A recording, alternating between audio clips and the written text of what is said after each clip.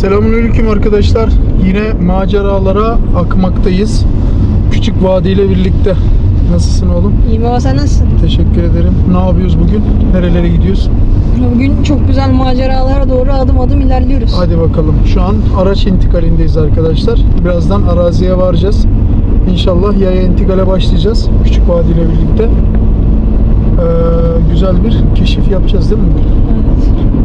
Ne keşfedeceğiz? Hangi bölgeyi keşfedeceğiz? Bölge hakkında böyle tarihsel bir bilgiye sahip miyiz? Onlardan kısaca bahsedelim seninle. Bahsedelim. Bölge hakkında yani araştırmalarımız var. Evet. Bölge hakkında altyapılarımız var arkadaşlar. Altyapılarımızı alaraktan, bilgi birikimi yaparaktan, daha önceden keşiflerini yaparaktan gidiyoruz. Bomboş gitmiyoruz. Onu baştan söyleyeyim. Şimdi varacağımız bölge tarihsel olarak her zaman olduğu gibi zengin bir tarihe sahip bir bölge. Biraz kayalık. Şimdi geçenlerde bir belgeselde görmüştüm. Belgeselde aynen şöyle söylüyordu. İnsanlar eskiden banka olarak dağlardaki kayalıkları kullanıyordu ve şu an günümüz bankasından Yani günümüz banka sisteminden daha güvenli. daha güvenliymiş. Evet, aynen öyle. Küçük Vadi'nin de söylediği gibi günümüz banka sisteminden daha güvenilirmiş arkadaşlar. Şimdi zamanla günümüz banka sistemine dönülmüş ama insanlar pek de mutlu, memnun değil bu durumlarda. Tarihte en çok kullanılan banka sistemi gömmekmiş arkadaşlar. Yani saklamakmış. Dağ, taş, kaya neyse nereye buluyorlarsa, güvendikleri yer nereyse oraya saklamakmış.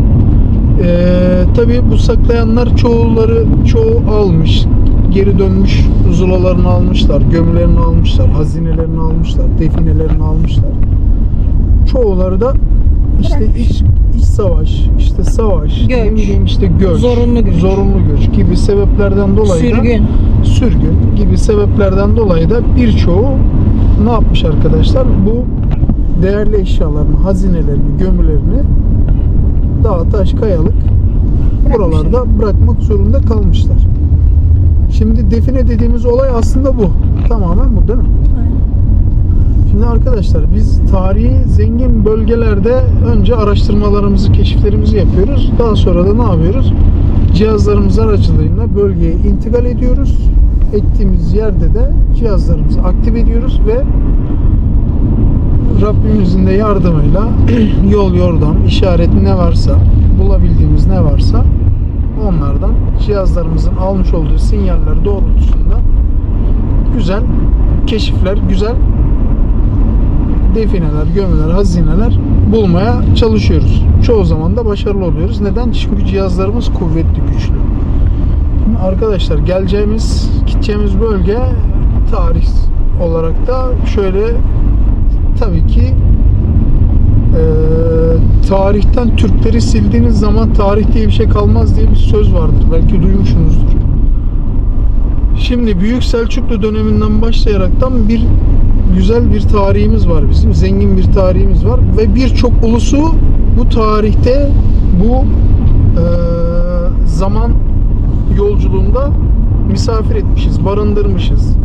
Zorunlu veya severek artık bir şekilde barındırmışız yani. Anlaşmalı neyse. Birçok ulusu da kendi bünyemizde yaşatmışız. Varmış olduğumuz bölgede Büyük Selçuklu'dan tutun Osmanlı, Bizans, Roma İmparatorluğu, işte medeniyetler, Lidyalılar, şunlar bunlar, Mısır, her şey karışık. Mevcut olabilir arkadaşlar. Her şey olabilir.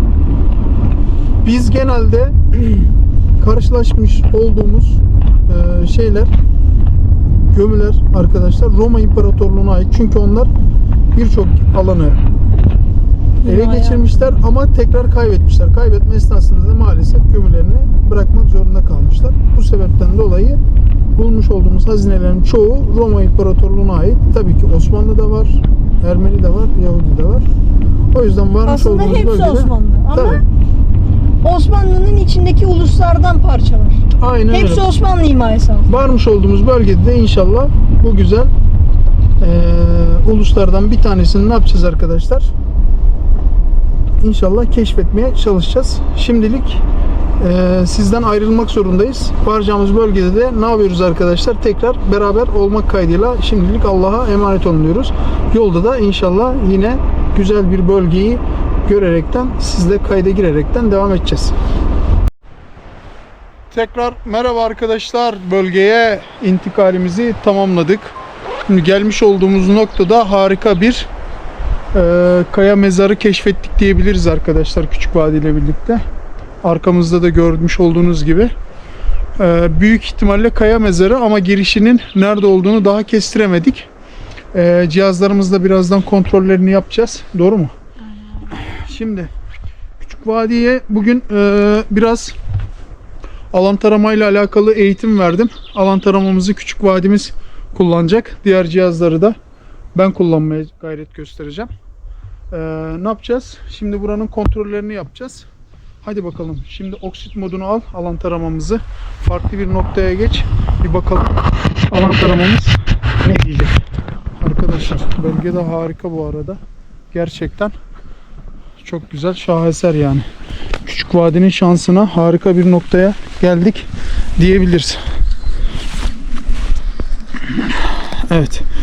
Şeyimiz nerede? Alan taramamız oksitte. Şimdi getir bir oksit modunu bir görelim. Oksit moduna bir bakalım. Evet. Oksit modu doğru çizgi. Aynen. Şimdi yere tam paralel olmasını sağla. Anlaştık mı? Şimdi ilk sinyalimizi şu kayalığın üzerinden aldık. Şuradaki kayalığın üzerinden almıştık arkadaşlar. Ben bölgeye geldim. Bölge kontrollerimizde şu kısımdan aldım ilk sinyali alan taramamızla. Bakalım Küçük Vadi nasıl bir tecrübe kazanmış, hep beraber görelim. Eğer beceremezse Büyük Vadi yardımına koşar herhalde, değil mi? Hadi bakalım. Hadi kolay gelsin. Şimdi aynen cihazımızı tam paralel olarak kaldırıyoruz. Kaldırdık. Evet. Aynen. Güzel gidiyorsun. Yavaş yavaş ağır adımlarla düşmeden zemini kontrol ederek. Evet. Tam cihaz sabitlendiğinde yürümeye devam et.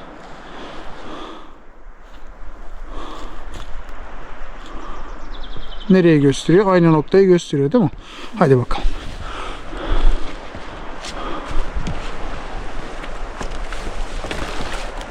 Aynen bak sinyal alıyor, gördün mü? Evet.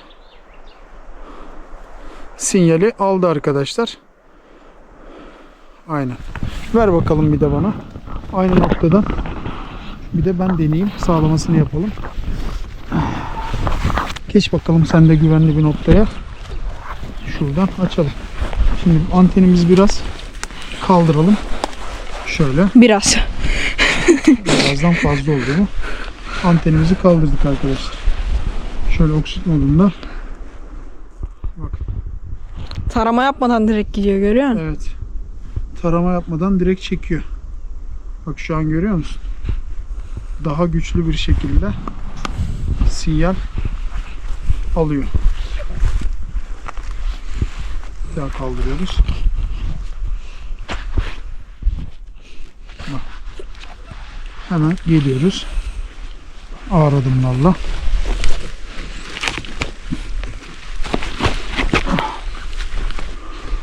Oo, çarpacak.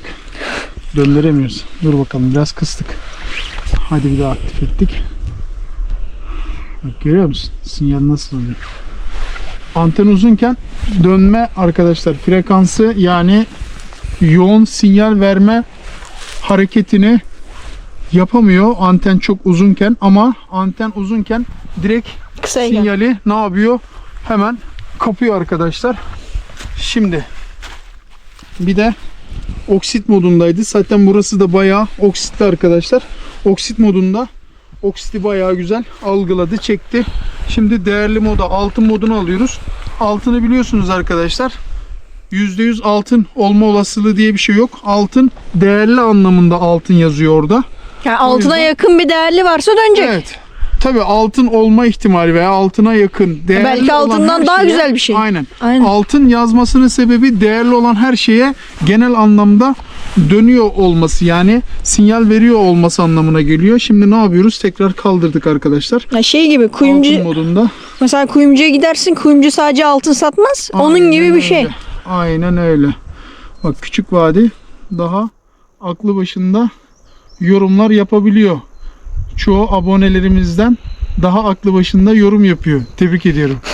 Abonelerimizin çoğundan yorum bekliyorum arkadaşlar. Güzel yorumlar bekliyorum. Özellikle keşiflerimizin sonunda mutlu sonla biten bütün videolarımızın değerli yorumlarınızı etiketlemenizi sizlerden önemli rica ediyorum. Neden önemli rica ediyorum?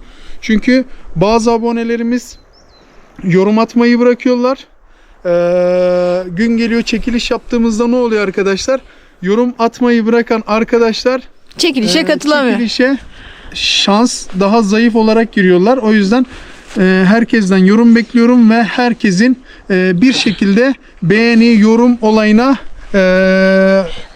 odaklanmasını istiyorum. Çünkü şans herkesten yana olsun. Sizleri seviyorum çünkü arkadaşlar.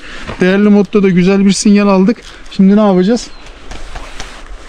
Şimdi alan taramamızı bırakalım. Dedektörlerimizde bir kontrollerimizi sağlayalım. Doğru mu? Aynen. Sen şu dedektörlerimizi al gel bana. Ben de şuradaki bir işaret var, onu göstereceğim.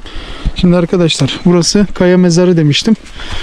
Büyük ihtimalle buranın bir girişi var. Şurada kapak taşına benzer bir görünüm var arkadaşlar. Şu kayanın zaten bura kırılmış. Kırılma noktası yaşanmış. Ve artık parçasını nereye koymuşlar bilmiyorum. Şurada bir kanal şeklinde bir olay var. Bakın arkadaşlar, mezar taşı olduğunu şuradan anlayabilirsiniz. Bakın şey buradan başlıyor. Kanal buradan başlıyor, böyle geliyor. Şurada arkadaşlar tam şu noktada bir oda şeklinde yuvalanmış bir kısım var. Evet. Bu ne anlama geliyor? Buranın kaya mezarı olduğu alenen belli. Şurada görselde kayalıklarımızda bir nizam üzerine kurulmuş. Evet. Şimdi al sen şunu. Ben Ayarladım ben senin cihazı. Ayarladın mı? Ha. Şurada ne yapalım? Biz Resetledim de. zemin ayarına bakalım. Evet. K37 arkadaşlar. Hemen. Zemin ayarımızı hemen yaptı. Akıllı bir cihaz. Hafızalı bir cihaz. Burada otomatik aramada arkadaşlar değersiz olanları diskalifiye ediyor. Değerli olan her şeyi görüyor. Şimdi direkt istiyorsanız onay tuşumuza basalım. Şöyle otomatik modda şurayı bir çalıştıralım bakayım. Evet. Şu an tamamen otomatik modda ve uzaktan da olsa bir sinyal kafayı yedi burada. Bize de göster. Sinyali aldı bak. Bak görüyor musun? Yüzde kaç? %90. %90. Hem de son çizgi. Normalde şurada falan da %90 veriyor ama %90'dan sonuna kadar gidiyor. yani biraz daha %90. %100. %100 arkadaşlar. %90, %100. Bakın buralarda. O zaman ayrımda da güzel bir şey Aynen. verir gibime geliyor. Şimdi değer otomatik moddan çıktık. Şöyle okey. Okeyledik. Tam modu. Bir dakika. Bütün materyallere geldik arkadaşlar. Bütün materyallerde şöyle bakıyoruz. Onay tuşumuza bastık. Evet. Şöyle onay tuşumuza bastık. Kapatıyoruz. Burada bayağı güzel bir şeyler var. Kaya mezarı olduğundan mıdır nedir? Hemen hemen her yerde Sinyal oluyor. kapıyor. Bak, Bakın bu da arkadaşlar, %90. %90 dedi. Evet. Bütün materyallerde de %90 dedi. Ayrım alıyorum. Ayrımda ne diyor? Bak bu da bu da mı? Değerli. Bu da %90. Değerli arkadaşlar. Değerli de gerçekten %90 sularında bir sinyal kapıyor. Buraya en güzel cevabı yeraltı görüntüleme net Verir. bir şekilde verir gibime Al sen geliyor. kamerayı. Onu beklemeye al. Ev tuşunu al. Ne diyorsunuz arkadaşlar? Değerli yorumlarınızı bekliyoruz. Bakın oksitlenme var. Kaya mezar görünümü var. Sinyal var. Ondan sonra şöyle etrafa baktığımız zaman mistik bir hava var. Güzel bakın. Kayalıkların diziliş nizamına bakın. Şuradaki işaretimizi görüyorsunuz.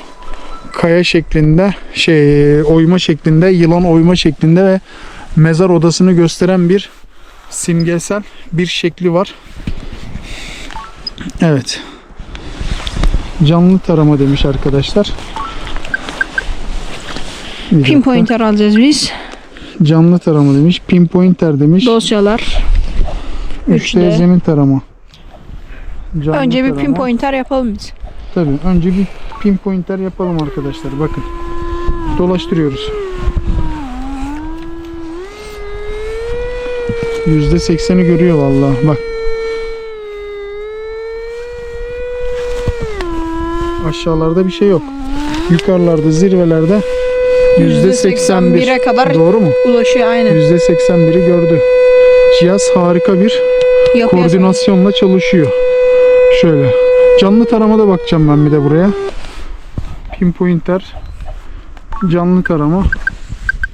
bakalım canlı tarama ne veriyor. Canlı taramada bak. Yeşil sarıya doğru yükseliyor. Tam şeyi kırmızıyı yakalayamıyor canlı taramada. Neden acaba? Ha? Canlı taramada cihaz biraz kafayı yer gibi davranıyor. Ama yine sarıya yakın bir Hassasiyeti arttır Evet. veya düşür bakayım, belki hassasiyet. hassasiyetle de alakalı değil de Neyse bir de zemin taramaya girelim. bir de 3D yapalım. 4'e 4'müş, zikzak, manuel, her şey ayarlı. OK tuşuna bastık. Şimdi şöyle şuradan başlayalım ha.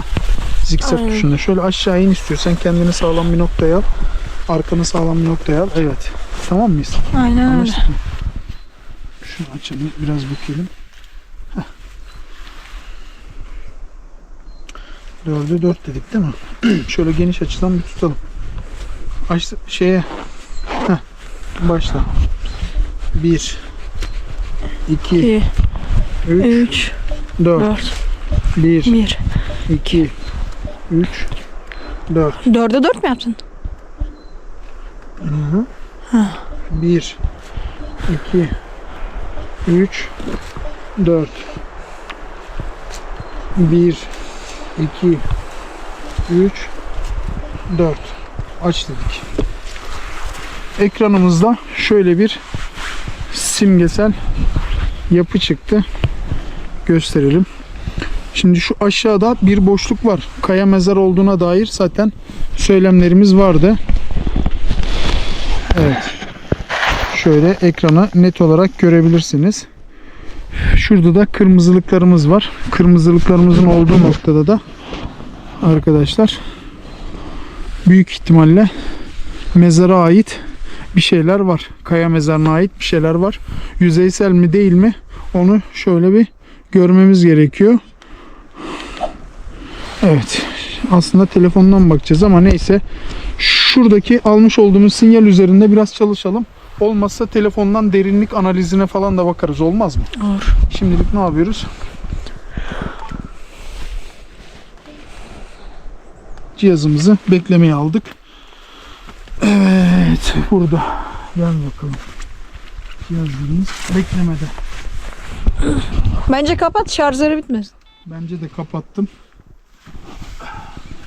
Sen ne diyorsun? Kaya mezarı olma ihtimali yüksek mi burada? Olabilir. Olabilir. Şimdi cihazlarımızı da şöyle bir noktaya alalım. Buradan kayamaya yuvarlanırsa zarar görmesinler değil mi? Evet. Bak şurada bir yer gördüm. Baksana, in gibi. Evet. Orası da mezar gibi. Benim de dikkatimi çekti. Şurası bir de yukarısı da in gibi ama şurası da tam mezar gibi ama üstü kapalı. Değil mi? Benim de dikkatimi çekti.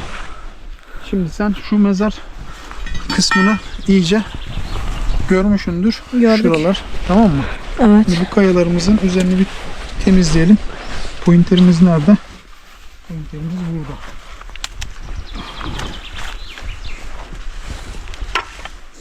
Hop.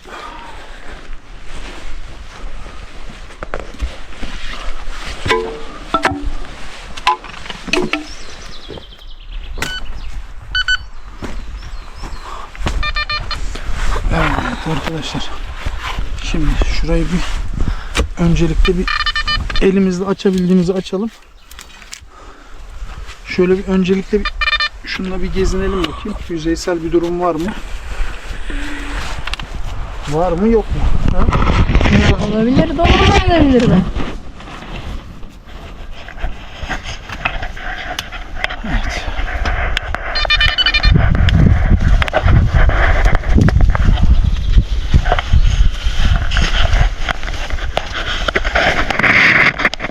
Öncelikle şöyle ağaç dallarımızdan arındıralım. Doğru mu? Evet. Temizleyelim.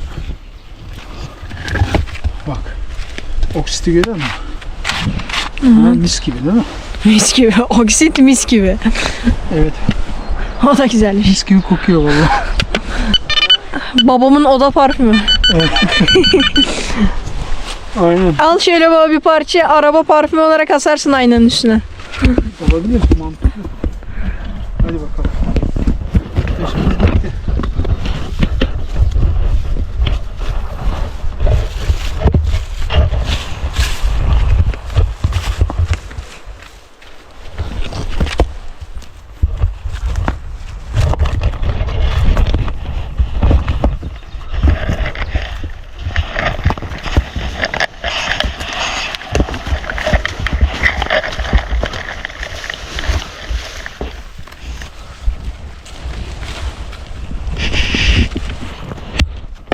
Taşları yener mi?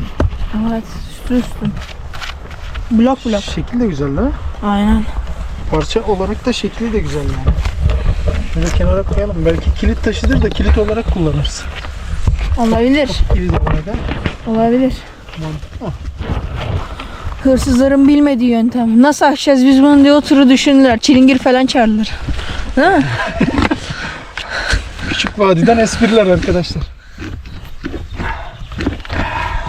Küçük vadinin esprilerine not verin bakalım. 1'den 10'a kadar. 1 en zayıf, Vay. iyi değil. Efendim Bizim hoca ne dedi biliyor musun? ne dedi? Hırsız çilingir olmak için dedi önce dedi hırsız olmak gerekir dedi. Biz de dedik nasıl hocam dedik. Dedi sen dedi hırsız olursan dedi. Yani çal anlamında demiyor yani. O hırsızlığın da nasıl yapıldığını bileceksin ki çilingirlikte ne bileyim Master yapasın. evini korurken oralara yoğunlaşıp daha da başarılı sonuçlar elde ediliyor. Mantıklı. Şu taşı da alacağız ama öncelikle şu taşı bir ayak altından ne yapacağız? Bak burada. Çekeceğiz. Aslında bu simgesel bir taş. Şurası. Ana taş. Ana taş aynen. Ana taş değil aslında simgesel bir yapısı var. Şöyle prizma şeklinde bak. Şöyle. Görüntü olarak. Mezar taşı gibi. Bak bu taş da üstü dümdüz. Görüyor musun? Evet. Ve bayağı da hareketli.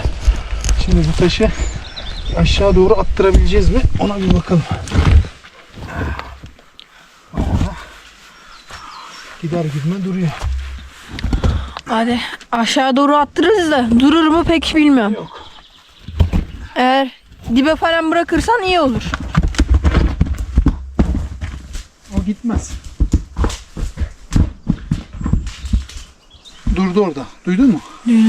Gitmez dedim 15-10 metre rahat yaptı yani. Rahat bir 5-10 metre gitti. Şimdi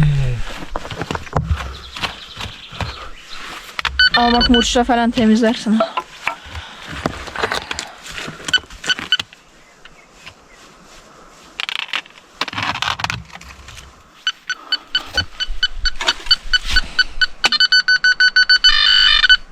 Şiddetle çözüm ol.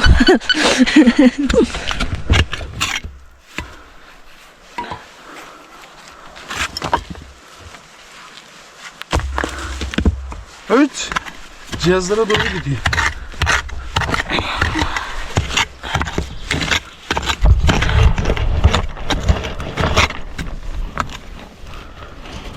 Kayalıklarımızın altından çıkan yığma tuğla Aynen.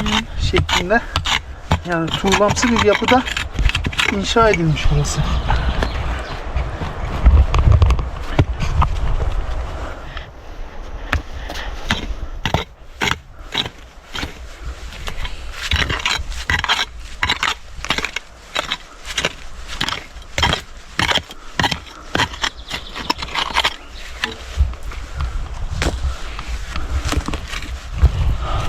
Havalar da bugünlerde arkadaşlar öyle bir şey ki yani.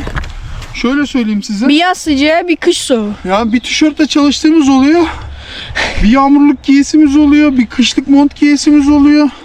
Havalar da bugünlerde öyle bir gidiyor ki. Mesela bugün Montlu çıkıyoruz, arada bir soyunuyoruz. geleceğimiz, yani dün gelecektik bu bölgeye. Öyle planlıyorduk. Dün bu bölgede kar yağışı olmuş. İnanamazsınız yani gerçekten. Ama tutmamış ya, İnanılmaz. atıştırmış gibi. Ya atıştırmış ama yani kar yağışı olmuş. Ve çok sert bir soğukluğu varmış. İnanılmaz yani. Ya biz katman giyindiğimiz için biz anlamıyoruz şu an soğuğu. Aynen. Bir de araziye intikal ettiğimiz için yaya bir şekilde Terliyorsun, Biraz hareket ediyorsun. cikciklemeye başladı bu interimiz.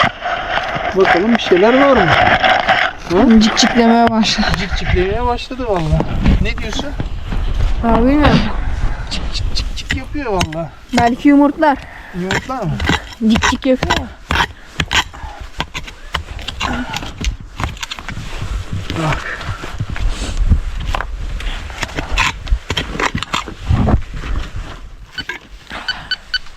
Bu bölgeye birçok defineciler intikal etmiş arkadaşlar. Yani bu bölgeyi defineciler çok ziyaret etmiş ama çok eskiden.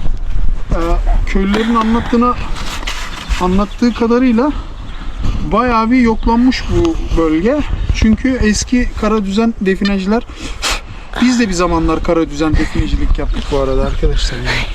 Onu da söyleyeyim. Biz öyle malzemeyle dolmadık. Evet. Yani çok balyoz taşıdık, çok ne bileyim kazma kürek taşıdık.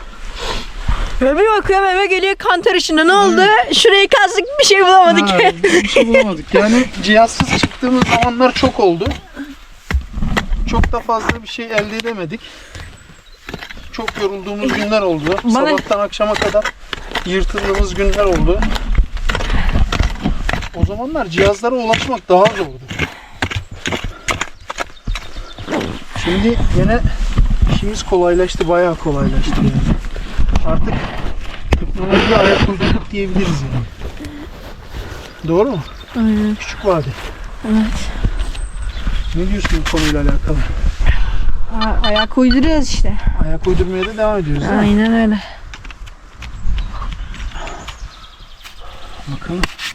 Sanki şurada bir ana taş var. Levyenin orada ha burada. Bak şurada ana taş var. Altı da boş gibi duruyor. Görüyor musun? Bak sesi duyuyor musun? Ya vuruyorsun. Benim altımdaki taşlar titreşiyor. Aynen. Bak şurası kapak taşı gibi duruyor aslında. Horasan gibi de duruyor. Bakın vurdukça parçalanıyor. Parçalanıyor. Bir patlatmaya çalışalım bakayım şurada. Çekiş murçla birlikte. Direkt çekişi indir bir tane bakayım. Biraz açı değiştirelim. Böyle aynı açı olmasın. Bak görüyor musun? Yarılmaya başladı. Kapak taşı gibi duruyor değil mi?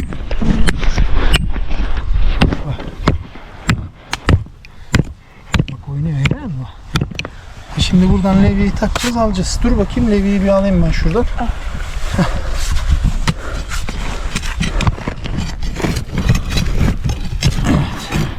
Aslında kapak taşı gibi duruyor. Bak içe doğru giden bir şeyler var.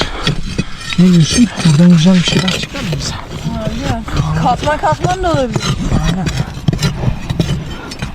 Bakalım ne çıkacak. Gördün mü? İlk katmanı çıkardık bile. Ya katmanlar horasan ya da katmanların arası horasan. Olabilir. Bak ilk katmanı çıkardık arkadaşlar. Hadi bakalım. Parça parça çıkaracağız. Başka çaresi yok.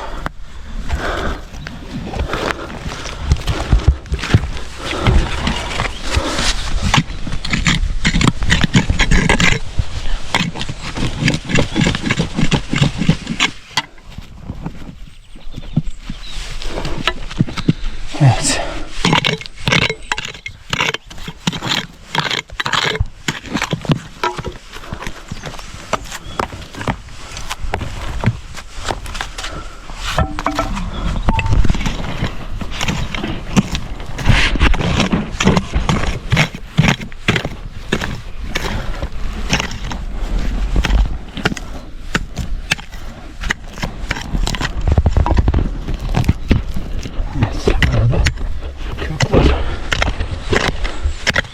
Doğru mu?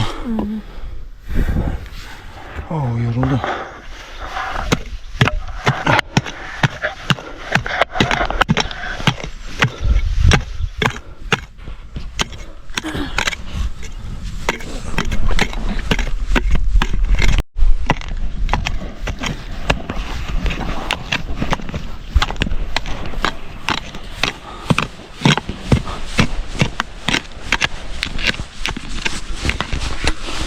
Şurayı bir boşaltalım.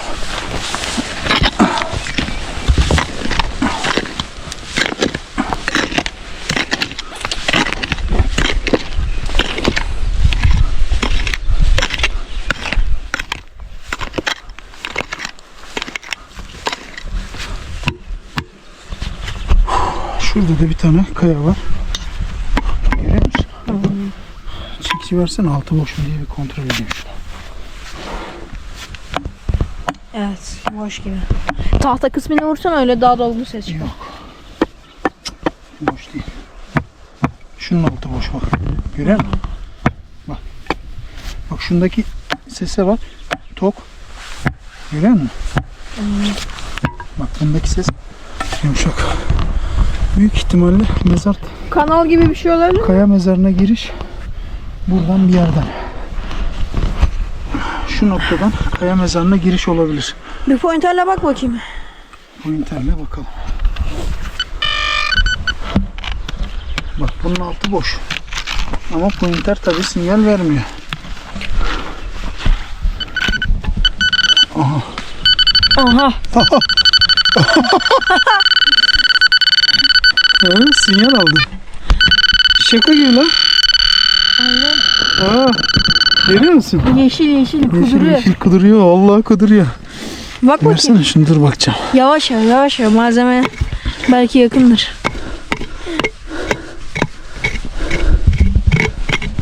Allah'tan çekişle vurmamışsın oraya. Vallahi. Tut.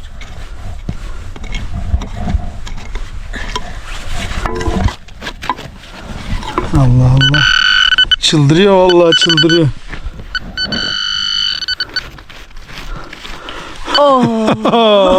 Oo, paracıkları gördün mü? Aynen. Yemin Üzülmüşler vallahi. Müjdesi olabilir mi bunlar? Ya bilmem, He? belki müjdesidir. Belki devamı vardır. Var mıdır? Bilemem.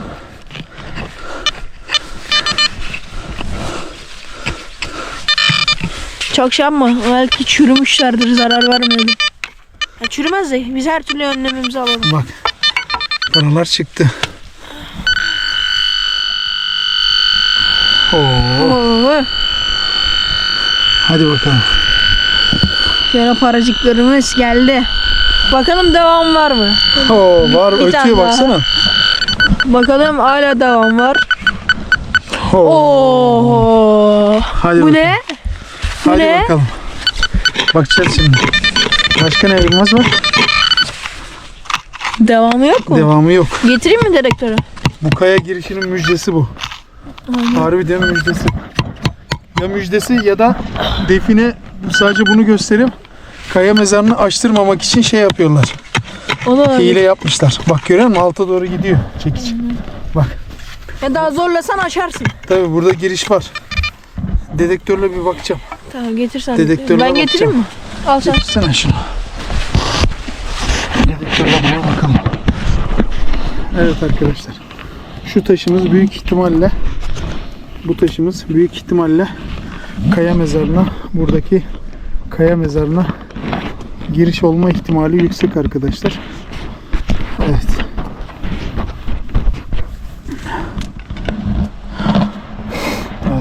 Gel bakalım. Malzemeleri çek de. Malzemeleri algılamasın. Dur, çekeceğim bir saniye. Şu dedi. Şunları şuraya koyalım. Tut bakalım şuraya. Ekranda bir şey var mı? Yok. Bir tepkime falan yok. Tepkime var mı? Yok. Kaya mezar. Girişini bulduk ama Bunları alıyor. dedektör algılamadı arkadaşlar. Bakın.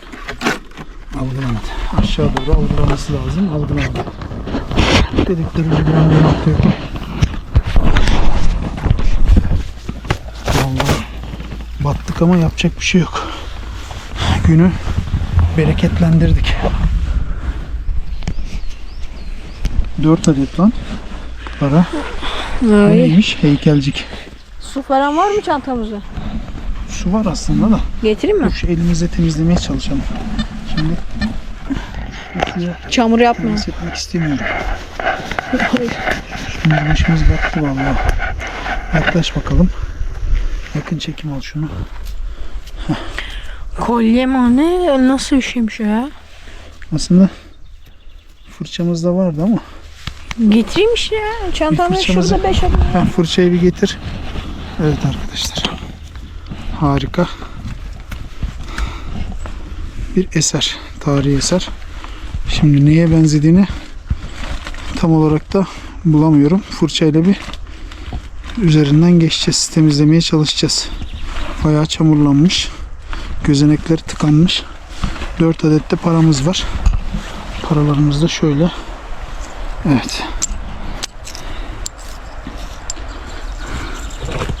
Fırça al bakalım. Yakından çek. Paraları şöyle koyalım. Paralar 3 aşağı 5 yukarı belli.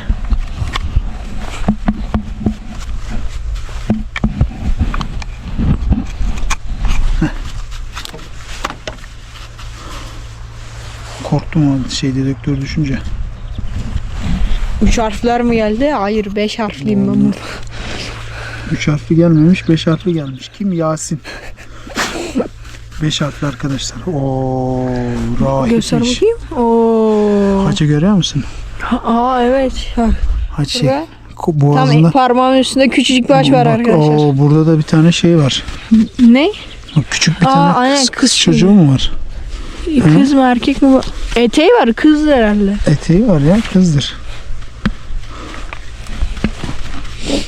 Şu arkasında ne var? Arkada da belki çocuk vardır, bak bakayım. Büyük ihtimalle arkada da var. Aynı figür. Ha, çift taraflı. Çift taraflı aynı figür var. Orayı da temizleyelim. Onda haç var mı? Evet. Baksana, bunda da acı var. Gördün mü? Şu ne? Şuradaki işaret. O da sanki elinde böyle bir çan çalıyormuş gibi. Değil mi? Sanki bir çan varmış gibi. Kilisede çan olur, öyle bir şey mi acaba? Aynen. Ben çana benzettim. Bak şu çocuk kafası var. Ha, bak burada daha belli o parça. Evet, çana benziyor. Değil mi? Bak Aynen. haç işareti var, çan var. Şöyle bir altında yazı var mı? Yok, bakayım. Altında da hiçbir yazı yok. Altında, üstünde, sağında, Etrafına, solunda sadece kenarlarına. haç şeklinde. Boğazında haç var. Büyük ihtimalle Katolik kiliselerine ait bir rahip olabilir. Rahibe olabilir mi? Rahip gibi geldi bana. Rahibe de olabilir. Çünkü etek tarzında bir giyim şekli var. Doğru mu? Aynen. Ama rahipler de etek şeklinde giyiyor değil mi? Galiba. Çünkü onlarda pantolon tarzında bir giyim yok. Rahip de olabilir, rahibe de olabilir. Bir kız çocuğu kucağında ve sol elinde Çanı bir var. kız çocuğu var arkadaşlar. Boğazında bir tane haç var. Sağ elinde de bir çam var arkadaşlar. Güzel bir obje. Büyük ihtimalle burada eğer mezar odası büyük ihtimalle var. Çünkü yeraltı görüntülememizde de bir boşluk çıktı arkadaşlar. Derin bir boşluk çıktı yeraltı görüntülememizde. Şimdi buranın çalışmaları bayağı uzun sürecek belli. Buranın çalışmalarını ne yapacağız? Biz burayı kapatacağız. Aldığımız taşları tekrar yerine koyacağız. Burayı kendimize başka bir zamana, geniş bir zamana Yayacağız. evet bırakacağız. Burası bizim artık istihakımız haline geldi. Ne yapıyoruz arkadaşlar? Şimdi burada yerimizi belirleyeceğiz. Bu müjdelerimizi aldık. Şuraya bir tane kocaman çarpı koy da kimse gelmesin. Ha, tabii. Şöyle bir de kırmızıya boyayalım. Vadi istiyorsan ışıklı tabela koyalım burada. Define yoktur, aramayın. Define yoktur. Burayı geçebilirsiniz falan diyor. Şurada ışıklı bir tabela. Adamların işini kolaylaştırır. Deli bu çocuk arkadaşlar. Vallahi deli bu çocuk. Şey, bir de not bırakalım, Şimdi, yazan define valisi. Aynen arkadaşlar. Paralara Büyük bak bakayım, ihtimalle- belki paralardan buluruz dönemini, Katolik kilisesini. Kilisesi'ne ait harika bir döneme ait bir şey. 2 tanesi aynı, 2 tanesi farklı. 4 adet para ama hepsinde de şeyler var arkadaşlar. İkisi de aynı. Kral var. Kral figürleri var. Süliyetleri Bak. var. Par, Evet. Tim, Aks bilmem ne bir şeyler yazıyor. Büyük ihtimalle Ermeni de olabilir, Roma da olabilir. Bir dakika, yazılar. tarih mi var baba şurada? Bakayım. Bak Şu mu? Aha. Kos 2. SC yazıyor. Yani Konstantinopolis. olabilir. Konstantina dönemine ait. Yani Çünkü bak ikinci Roma. Mehmet, ikinci Mehmet, Fatih Sultan Mehmet. Roma. Ya Bizans mı oluyor? Konstantina olunca Bizans oluyor. aynen, çünkü İstanbul'daydı Bizans. İkinci Mehmet de İstanbul'u kuşatıyor. Paraya da Roma dersen Roma Bizans'tır. Arkadaşlar Konstantina'dır yani. Roma dönemine ait Roma Bizans. Doğu Roma Bizans Roma, İmparatorluğu. Bizans İmparatorluğu, Roma İmparatorluğu. Artık Aynı şey. neyse yani ikisi aynı şey zaten. Roma İmparatorluğu'na ait 4 adet paramız var ve bir tane de rahip de diyebilirsiniz, rahibe de diyebilirsiniz. Kilise görevlisi. Katolik kiliselerine ait bir Görevli. görevli